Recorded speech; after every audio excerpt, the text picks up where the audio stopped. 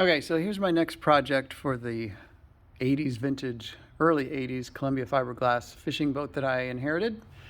This thing is 13 feet long and 4 and some change in width. We've been having a ball with it. Last year I ended up, here I'll show you, painted it, totally restored the bottom. It was full of cracks and holes and painted it blue. It's kind of cool.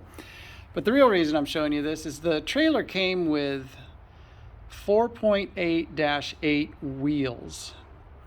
And they're like, you can hardly go 50 miles an hour on these things, and then you're probably just gonna blow up or something. So this year I needed bigger wheels. So these are 4.8-12s. And my guess is the trailer was actually designed for this wheel, but came as an option so you could order the smaller wheels. But the fenders were in the same spot, except, and I swear this trailer was homemade or made by someone that was real crabby and didn't want to do it. It's just the craziest trailer.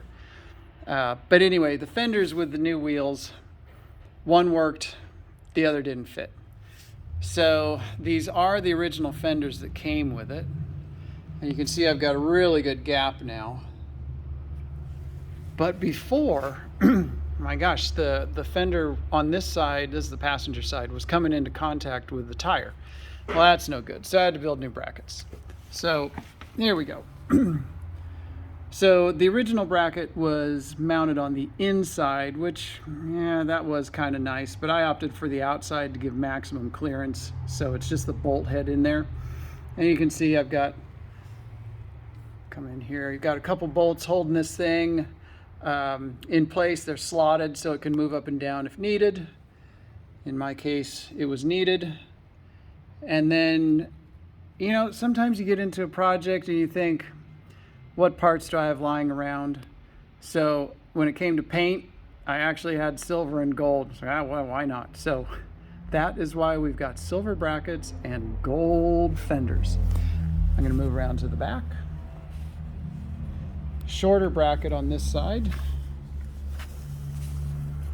which you can kind of see. It's the same thing. It's a little L-shaped bracket, and it mounts in there like that. And then the white thing you're seeing, this trailer is just so narrow that, it's actually narrower than the boat.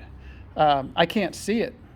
So I put these bars on it with PVC. It's actually a metal bar that goes up, and then I put the PVC over it, PVC pipe. And then these T-shaped things, there's an extension piece that I can put in at the dock, or at the boat launch, that sticks out a couple more feet so I can see the trailer. So now with the orange things, I can see that the trailer is still behind the pickup. I still can't see the width. I don't know how many times I've jackknifed this thing. It's impossible. But anyway, there's the fender. And then you can see some bolts in there on the rail of the trailer. That's for another project I did for mountain kayaks. And I'm going to come back here. Oh, yeah, there you can see clear across the other side. We got new springs on it. But most interesting was to show fenders, and here's just more stuff I can do restoring these old trailers. So again, you got an old trailer or need some parts for a boat, I've got a bunch of videos on what I've been doing with this thing, and give me a call.